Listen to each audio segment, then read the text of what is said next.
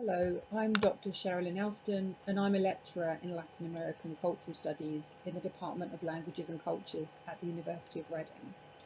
Welcome to this short video where I'm going to introduce you to one of our final year modules called Narrating the Colombian Conflict. This is a research-led module, so it draws upon my own original academic research into narratives of the Colombian armed conflict and how it's being commemorated today. It also builds upon the skills you will have developed on the cultural modules in the first 2 years of your degree programme, as well as the advanced Spanish language skills consolidated on your year abroad. So what is this module about? The module introduces students to the history of the Colombian armed conflict, which is one of the longest wars in the Western Hemisphere. However, it explores this history not through a straightforward historical account, but by comparing diverse historical and cultural texts which have different and often contrasting interpretations of the conflict. So these texts range from testimonies to fiction to NGO reports, cinema, art installations and soap operas or telenovelas. And some of the texts we study are illustrated on the slide. The module therefore explores the important role that cultural texts play in shaping our understandings of the past and the present, and how they can also reflect and influence the policies that can either justify violence or create the possibilities for peace.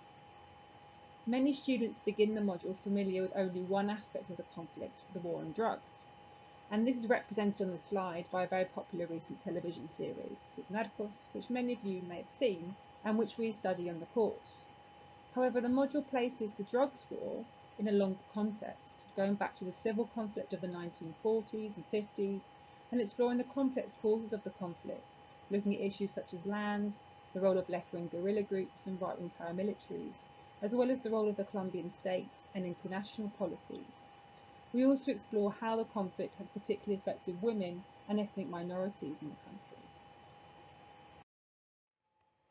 So how is the module taught and assessed? The module is taught through weekly classes, which are a mixture of lectures and seminars. In the lectures, I, as the lecturer, typically introduce the topic area and provide students with the historical context they need to understand the main issues we'll be discussing, as well as the primary text that will form the focus of the seminar. In the seminar, we therefore spend more time analysing the primary sources in depth, and students are required to participate in small group work and whole class discussion. This is often based upon extracts of primary and secondary sources. Student participation is also reflected in the varied assessment methods. One of the assessments involves a small in-class presentation on one of the cultural texts studied and its narrative of the conflict. This allows the students to develop their presentation skills. Other assessments involve an essay, and there is a written exam at the end of the course. The aim of these varied assessments is to play to different students' strengths.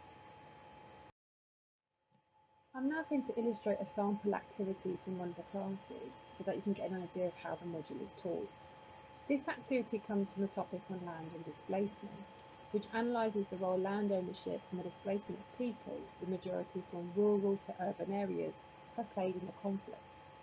Colombia has one of the highest rates of internal displacement in the world, and land is considered one of the key causes of the conflict.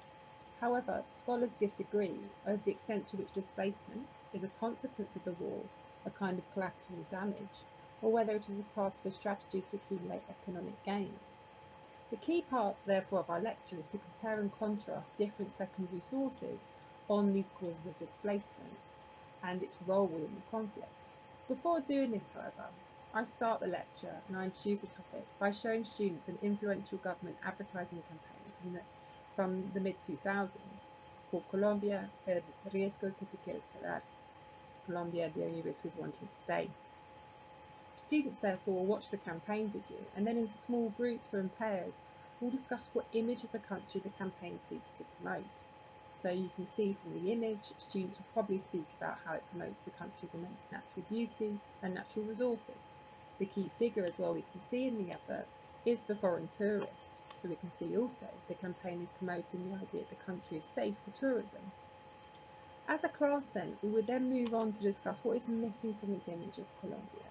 So based upon the reading students will have done and their prior knowledge from previous classes, we'll explore how the flip side of this advert and of the government's promotion of tourism was ongoing militarisation, the ongoing armed conflict, as well as ongoing land displacement.